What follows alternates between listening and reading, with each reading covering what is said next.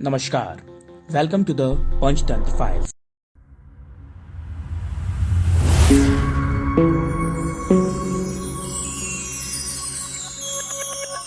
मैं आदर्श वाराहमीर।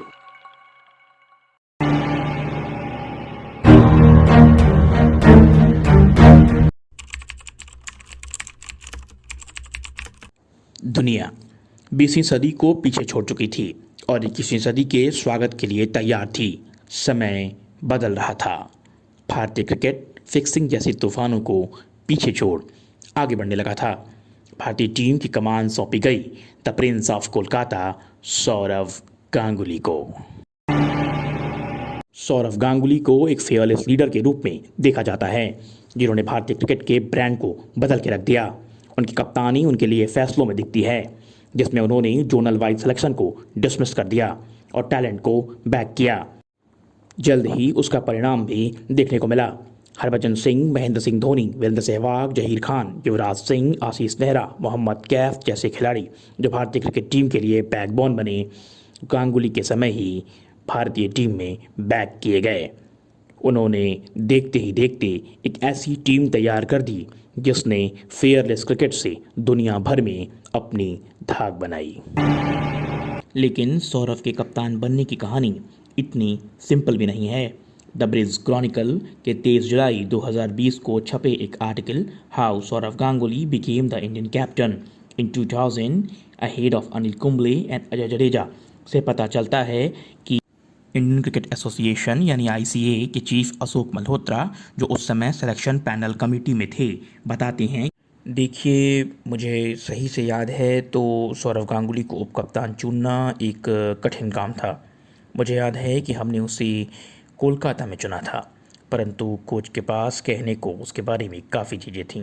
वो बहुत ज़्यादा कोक पीता था और सिंगल्स लेता था, डबल बिल्कुल नहीं लेता था। इस पर बार्गेन में मैंने कहा कि थम्स अप पीने से वह उप कप्तान बनने के लिए अयोग्य नहीं हो जाता। सितंबर 1999 सौरव ने इंडिया के लिए पहली बार कप्तानी की। कोका कोला कप में वेस्टइंडीज के खिलाफ उनकी ये कप्तानी थी। इस मैच में सचिन को उनकी बैक इंजरी की वजह से आराम दिया गया था। लारा की शानदार बैटिंग की वजह से भारत वो मैच हार गया। एक हफ्ते बाद ही टोरंटो क्रिकेट फेस्टिवल में सचिन की चोट की वजह से हटने के कारण गांगुली ने भारत का नेतृत्व किया। भारत ने ये सीरीज 2-1 से जीत ली। 21 फरवरी 2000 सचिन ने दक्षिण अफ्रीका के विरुद्ध टेस्ट सीरीज के बाद कप्तान से स्टेप डाउन करने का फैसला किया और 26 फरवरी 2000 को सौरव गांगुली भारत के कप्तान बने। सौरव की कप्तानी में टीम इंडिया ने उम्मीद से ज़्यादा सफलता हासिल की। आईसीसी नॉकआउट 2000 चैंपियंस ट्रॉफी की प्रतियोगिता में भारत फाइनल में पहुंचा। फाइनल में न्यूजीलैंड के हाथों पराजित होने के बाद भी भारतीय टीम की बहुत प्रशंसा हुई। अगले आईसीसी चैंपियंस ट्रॉफी 2002 कोलंबो में खेला गया, जहां भारत श्रीलंका के साथ जॉइंट विनर बना। सौरव की टीम ने अजय ऑस्ट्रेलिया को कोलकाता टेस्ट में फॉलो ऑन के बाद हरा दिया। कौन भूल सकता है very very special VVS Laxman की वो 281 रनों की पारी और हरभजन सिंह की हैट्रिक। ये नया यंग इंडिया था। जुलाई 2002 भारत इंग्लैंड के दौरे पर था। नेटवेस्ट ट्रॉफी के फाइनल में भारत ने इंग्लैंड को लॉर्ड्स के मैदान पर पटखनी दी। ये एक हाई टेंशन मुकाबला था। इस मुकाबले के बाद सौरव गांगुली लॉर्ड्स की बालकनी में अपना टी शर्ट निकालकर पूरे जोशो खरोश में लहरा रहे थे। करोड़ों हिंदुस्तानी अपनी आंखों से ये सब देख रहे थे। नेटवेस्ट ट्रॉफी की चर्चा मोहम्मद कैफ और युवराज सिंह के बिना अधूरी है। पूरे टूर्नामेंट के दौरान उनके बल्ले से रन ऐसे आ रहे थे जैसे गेंद बल्ले पर चिपक गई हो। क्रिकेट वर्ल्ड कप पहली बार अफ्रीकी महाद्वीप पहुंच गया था। सितारों से सजी इंडियन टीम दक्षिण अफ्रीका पहुंच गई। भारत की शुरुआत थोड़ी हल्की हुई, लेकिन भारत ने जिस तरह पाकिस्तान और इंग्लैंड को धूल चटाया, इंडिया के वर्ल्ड कप जीतने के चांसेस बढ़ते जा रहे थे। 23 मार्च 2003 ये वो दिन था जब भारत और ऑस्ट्रेलिया जोहान्सबर्ग के इस शानदार मैदान में आमने सामने थे। वर्ल्ड कप फाइनल का ये हाई टेंशन और हाई वोल्टेज मुकाबला करोड़ों दर्शकों के लिए ऐतिहासिक क्षण था। भारत ने टॉस जीता और गेंदबाजी करने का फैसला किया।